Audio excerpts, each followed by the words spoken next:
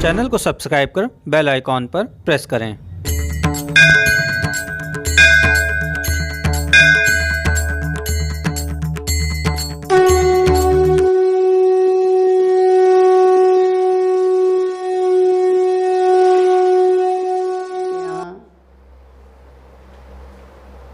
जब माता पार्वती ने अपने को हवन कुंड में समाहित कर लिया था और भगवान शिव को पता चला, उनके मृत शरीर को लेकर के वो तांडव करने लगे। धरती कंपायमान होने लगी। सृष्टि की रक्षा के लिए भगवान विष्णु ने अपने चक्र सुदर्शन से मृत शरीर को खंडित किया। उन्हीं का कोई अंश माता जी का यहाँ पर है, जो इतना शक्तिशाली स्थान है और आज शक्तिपीठ के रूप में विख्यात है। यहाँ की मान्यता है, यहाँ जो कोई भी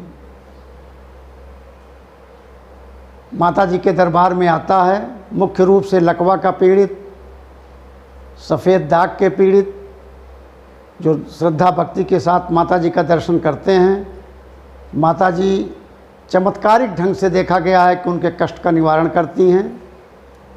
यहाँ माता जी को कड़ाही चढ़ाने की हलवा लपसी कह सकते हैं, वो पूरी लपसी, पूरी हलवा का कड़ाही चढ़ता रहता है। इनकी असीम शक्ति के कारण ही माता जी बहुत दूर दूर तक विख्यात हैं, क्योंकि जो भी आते हैं असाध्य रोगी,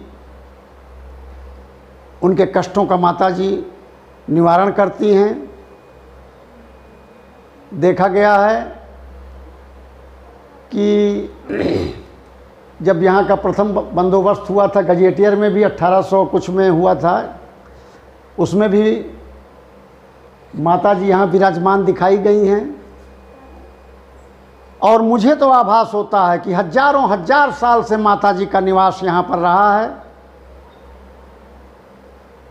और आज माता जी ने इस स्थान को जागृत करके तमाम लोगों का कष्ट और पीड़ा को दूर कर रही हैं।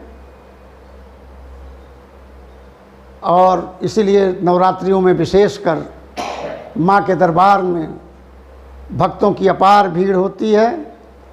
और माता वो शरद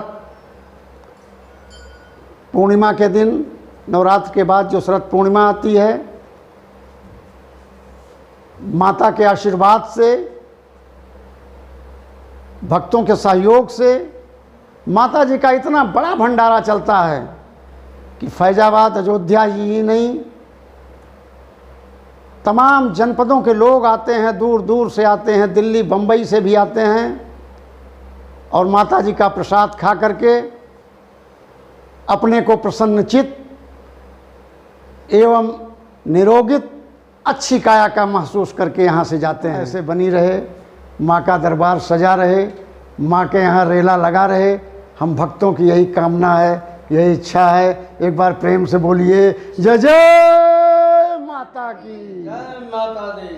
पार्वती माता सती के अंश हैं, माता सती की का अंश हैं, तो कहीं सती के रूप में, कहीं मरी के रूप में, जैसे भी इनका जो मेरा जो इनकी भक्ति से जो मुझे प्राप्त हुआ है, ये उसी लिए इनका नाम मरी माता रखा गया है, क्योंकि माता जब सती हुई थी तो उसी सती का ही अंश हैं ये।